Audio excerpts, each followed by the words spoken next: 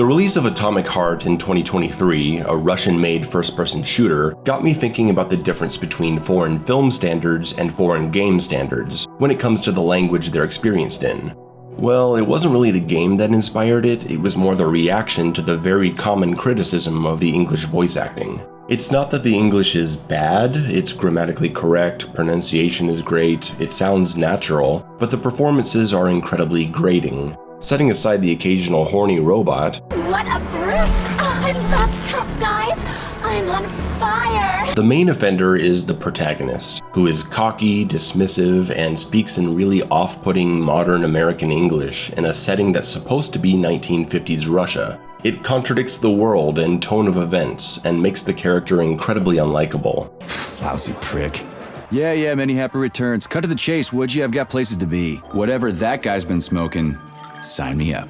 Shut your trap and keep scanning, would you? I'm getting acquainted with the new hardware. I was only trying to make things easier for you. You can make things easier by getting off my grill. Due to this bad performance also being very prevalent in the game, at least enough to become annoying, critics were understandably harsh towards this aspect of Atomic Heart, whether they liked the game or not. But a frequent defense started popping up immediately, and it was that this is a Russian-made game taking place in Russia, and critics were called idiots for not having played the game in Russian, which is supposed to be a lot better, as if that were the obvious thing to do for anyone playing the game. The comments about this were not simply, you should try playing it in Russian, it's a lot better. They were, this is a Russian-made game, why wouldn't you play it in Russian? It's your own fault for having a bad experience. And the second argument is, when you watch a foreign film, it's always better to watch it in its original language. Dubs are always inferior, so why wouldn't you treat this the same way?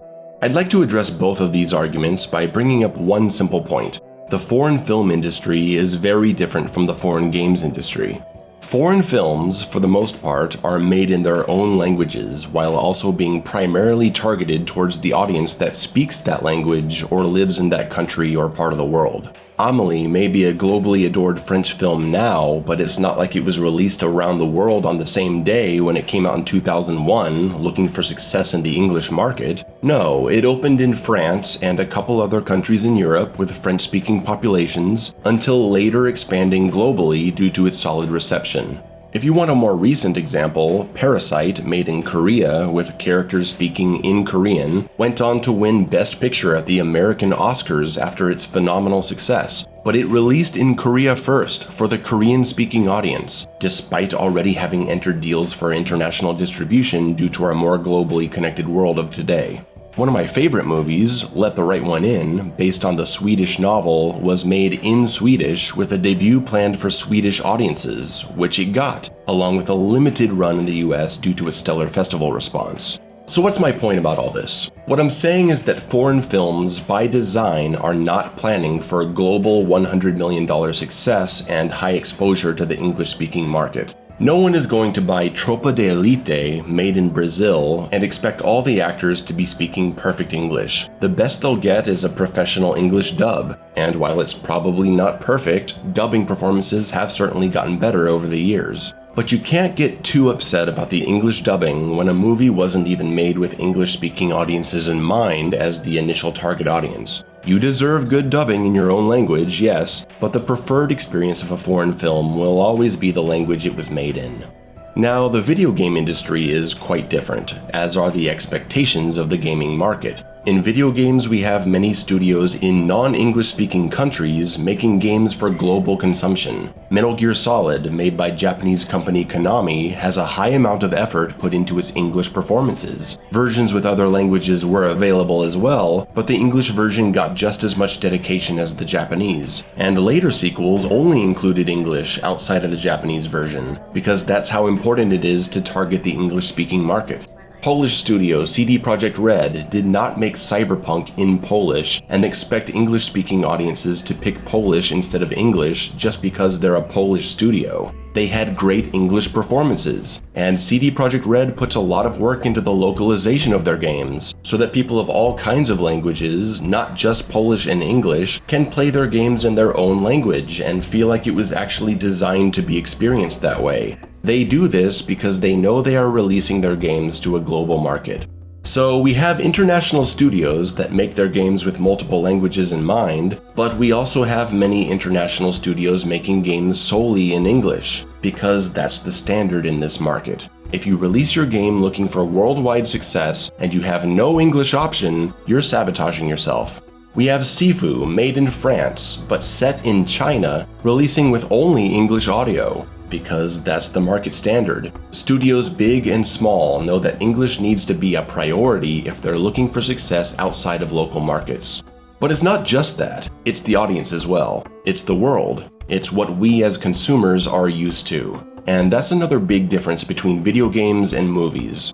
We, the audience, are completely used to foreign films being in foreign languages and having to put on either subtitles or subpar dubbing. As gamers, and not just as English-speaking gamers, we are used to our games having English as the prioritized language, or at least it being an enjoyable way to have the experience. And that's where the argument of you should have known to play this game in Russian since it was made in Russia and it's set in Russia totally falls apart. Because not only have we shown that many games made in foreign countries and set in foreign countries offer strong English options, if not English as the only option, but we also have games that show that people absolutely do not know that they need to switch a foreign-made game to its native language to get the best experience. All we have to do is look at Ghost of Tsushima and Sekiro to see this is true. Before you even swing your sword for the first time, Ghost of Tsushima is asking you to select your preferred experience, offering you the option to play the game in Japanese. Sekiro's language selection is right there on the main menu, and the game starts in Japanese by default.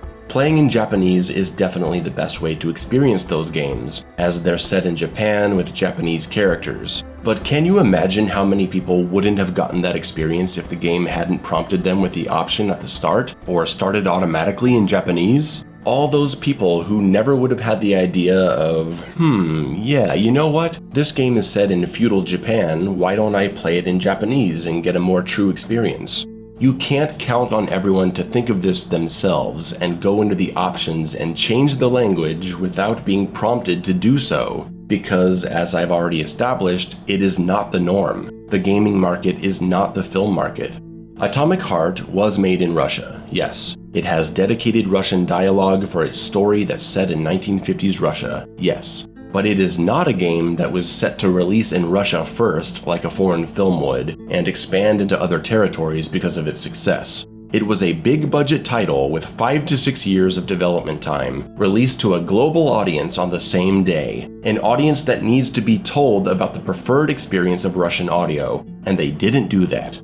Not everyone follows the development cycles of games they buy. A lot of people just buy video games because they look cool. And what's crazy to me is that the info sheet sent to reviewers in advance actually mentions that they should change the language to Russian. So the studio knew about this, but somehow didn't think to mention it to the hundreds of thousands or millions of players that buy their game or come to play it in years to come without watching a review that tells them to change the language. And it's not reviewers' jobs to experience the game differently than other people by changing a language setting that common players aren't told they should change. So are English-speaking reviewers in a largely English-speaking gaming market wrong for harping on the English performance of the protagonist of a AAA-priced $60 globally released game? No, absolutely not. Not if it isn't going to tell players at the beginning that they shouldn't be playing it in English, or any language other than Russian. Reviewing a game like this and commenting about the English performance is not at all like watching a foreign film and reviewing it based on poor English dubs. You can't treat the gaming market like the film market. They're just too different. Different standards, different customs, different expectations and requirements. If you're gonna make a game for a market that's expecting a strong English experience unless specified otherwise, then you need to specify otherwise, or brace yourself for some pretty bad feedback. I'm Under the Mayo, like and subscribe, thanks for watching, bye.